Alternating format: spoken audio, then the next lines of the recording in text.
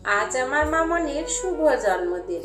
আমার মামনির জীবন থেকে আরো একটা বছর চলে গেল, কিন্তু দেখো আমার মামনি কত খুশি তার জন্মদিন উপলক্ষে জন্মদিন পালন করা হচ্ছে।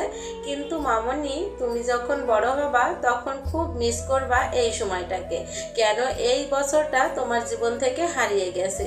আসলে আমাদের জীবনটা এরকমই, দিন কেটে যায়, সময় চলে যায়, শুধু আমাদের স্মৃতিটাকে আঁকড়ে ধরেই বাঁচতে হয়।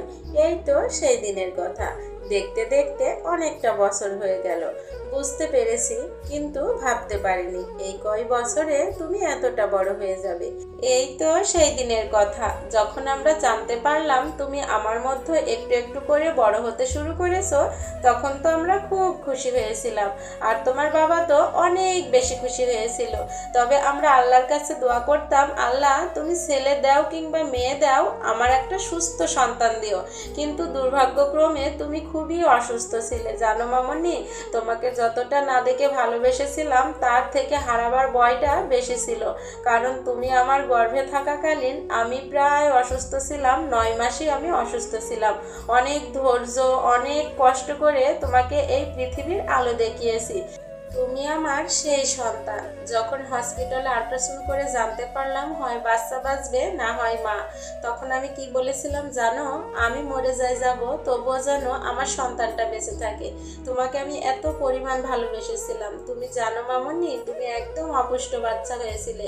আর তুমি এতটাই ছোট হয়েছিলে যে তোমাকে আমি কোলেও তুলতে পারতাম না। ছোট্ট ছোট্ট হাত, ছোট্ট ছোট্ট পা, ছোট্ট একটা মুখ, ছোট্ট ছোট্ট চোখ, সব মিলিয়ে তুমি একদমই ছোট বাচ্চা হয়েছিলে। তারপরও সেই ছোট্ট থেকে তোমার নানিমণির যত্নে তুমি আজকে এত বড় হয়ে গিয়েছো। আর 5-10টা বাচ্চার মতো তুমি স্বাভাবিক হয়েছিলে না, তারপরেও আমরা মেনে নিয়েছিলাম। তারপরে একদিন হঠাৎ করেই তুমি এই পৃথিবীর আলো দেখতে পেলে, একদম সুস্থ স্বাভাবিক বাচ্চাদের মতোই হয়েছিলে, কিন্তু একদমই অপুষ্ট হয়েছিলে। জানো মামনি, তোমার ওজন কতটুকু হয়েছিল? তোমার ওজন হয়েছিল 1 কিলো। আলহামদুলিল্লাহ, আজকে তুমি আমার সুস্থ স্বাভাবিক একটা পরিপূর্ণ বাচ্চা, আমার জান বাচ্চা। জীবনে কখনো যদি কাউকে ভুলেও যাও, তাও কখনো নানিমণিকে ভুলো না, আর বাবাকে না। বাবা তোমার তার জীবনের থেকেও বেশি ভালোবাসে জানো শোনা। তোমার বাবা তোমাকে এতটাই ভালোবাসে, যখন তোমার একটা ছোট্ট অপারেশন করা হয়েছিল, তোমার বাবা যে এত কান্না করেছিল যা বলে বোঝাতে পারবো না। আমি মা হয়ে তাকে বুঝ দিয়েছি, কিন্তু সে তোমাকে এতটাই ভালোবেসেছে যে সে আমাকে বুঝতে দেবে কি আমি তাকে বুঝতে এসেছি। তো যাই হোক, তুমি তোমার নানিমণি আর বাবাকে কখনোই ভুলো না। তো তোমার জন্য অনেক অনেক আদর, ভালোবাসা ও দোয়া রইল। তুমি জীবনে অনেক বড় হও। শুভ জন্মদিন মামনি।